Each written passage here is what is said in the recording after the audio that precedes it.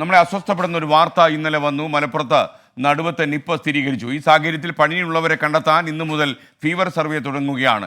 Nipah സ്ഥിരീകരിച്ച പ്രദേശത്തിൻ്റെ 3 kilometre ചുറ്റളവിലെ വാർഡുകളിൽ ഇന്ന് സർവേ നടക്കും.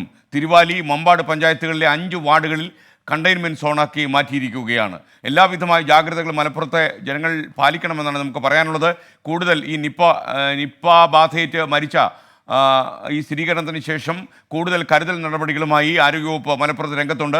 ബിപിൻ സി വിജയൻ മലപ്പുറത്ത് നിന്ന് കൂടുതൽ വിവരങ്ങളുമായി ചേരും. Good morning Bipin C Vijayan. യഥാർത്ഥത്തിൽ നിപ്പ വീണ്ടും നമ്മളെ അസ്വസ്ഥപ്പെടുത്തുന്നു. എന്താണ് ലേറ്റസ്റ്റ് ആയിട്ടുള്ള അപ്ഡേറ്റ്സ്? എന്തൊക്കെ ജാഗ്രതകളാണ് പാലിക്കുന്നത്? കണ്ടെയ്ൻമെൻറ്റ് സോണിൽ കൂടുതൽ റെസ്ട്രിക്ഷൻസ് എന്തെങ്കിലും ഏർപ്പെടുത്തിയിട്ടുണ്ടോ?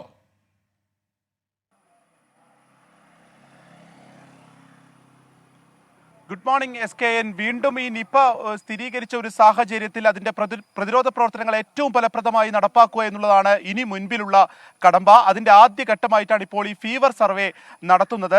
2 മാസം മുൻപ് ചെമ്പ്രശ്ശേരിയിൽ 14 വയസ്സുകാരൻ നിപ്പ ബാധിച്ചു മരിച്ചപ്പോൾ അന്ന് ഫീവർ സർവേ നടത്തിയിരുന്നു. ആ ഒരു പ്രോട്ടോകോൾ വളരെ ഫലപ്രദമായിരുന്നു എന്ന് തിരിച്ചറിഞ്ഞതുകൊണ്ടാണ് ഇപ്രാവശ്യവും ആ ഒരു രീതിയിലേക്ക് ആദ്യഘട്ടത്തിൽ തന്നെ മാറുന്നത്.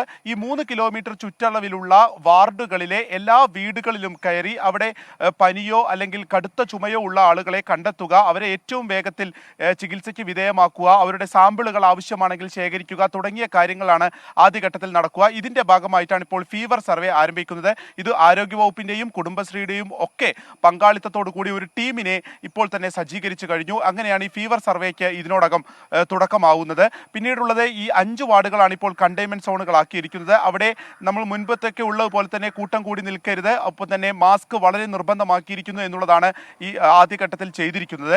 മറ്റൊന്നുള്ളത്, ഇന്നിപ്പോൾ ഈ 5 കണ്ടെയ്ൻമെന്റ് സോണുകളാക്കിയിട്ടുള്ള ഈ സ്ഥലങ്ങളിൽ നബിദിന ആഘോഷങ്ങൾ, അതിൻ്റെ റാലികൾ മറ്റൊരു ദിവസത്തേക്ക് മാറ്റിവെക്കണം എന്നുള്ളത് ജില്ലാ കളക്ടർ ഇതിനോടകം തന്നെ ഒരു നിർദ്ദേശം നൽകിയിട്ടുണ്ട്.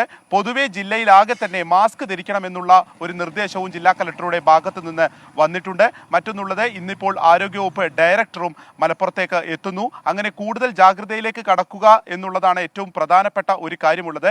ഈ 5 കണ്ടെയ്ൻമെന്റ് സോണുകളാക്കിയിട്ടുള്ള ഈ 5 സ്ഥലങ്ങൾ ഒഴികെയുള്ള മറ്റ് സ്ഥലങ്ങളിലുള്ള ആളുകളെ കൂടി ട്രേസ് ചെയ്യാനുള്ള, അല്ലെങ്കിൽ ഇപ്പോൾ ഈ യുവാവ് മരണപ്പെട്ടതിനെ തുടർന്ന് ഏതൊക്കെ പ്രദേശങ്ങളിലേക്ക് കൂടുതൽ പോയിട്ടുണ്ട് എന്നതിനെ സംബന്ധിച്ചൊരു വ്യക്തത ഇപ്പോഴും കൈവരുന്നതേ ഉള്ളൂ. അതിൻ്റെ അന്തിമഘട്ടത്തിലാണ് ആ ഒരു കോണ്ടാക്ട് ട്രേസിംഗ് അടക്കമുള്ള നടപടികൾ. അതുകൊണ്ട് തന്നെ ഈ 151 പേരാണ് ഇപ്പോൾ ഏകദേശം കണ്ടെയ്ൻമെന്റ് സോൺ ഈ പ്രദേശത്തേക്ക് ഉള്ളത്.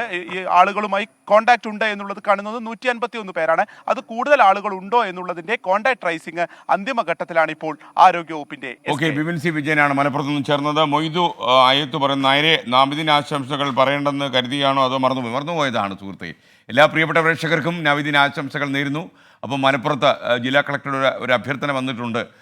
നബിദിന ആഘോഷങ്ങൾ മറ്റു ദിവസത്തേക്ക് മാറ്റിവെക്കണം. മലപ്പുറം ജില്ല പ്രത്യേകിച്ച് കണ്ടെയ്ൻമെൻറ്റ് സോണൊക്കെ ഉള്ള സാഹചര്യത്തിൽ ഇത് കൂടുതൽ അപകടങ്ങൾ ക്ഷണിച്ചു വരുത്തുമെന്നുകൊണ്ടാണ് മലപ്പുറം ജില്ലാ കളക്ടർ ഇങ്ങനെ ആവശ്യപ്പെട്ടിരിക്കുന്നതാണ് ഞാൻ മനസ്സിലാക്കുന്നത്.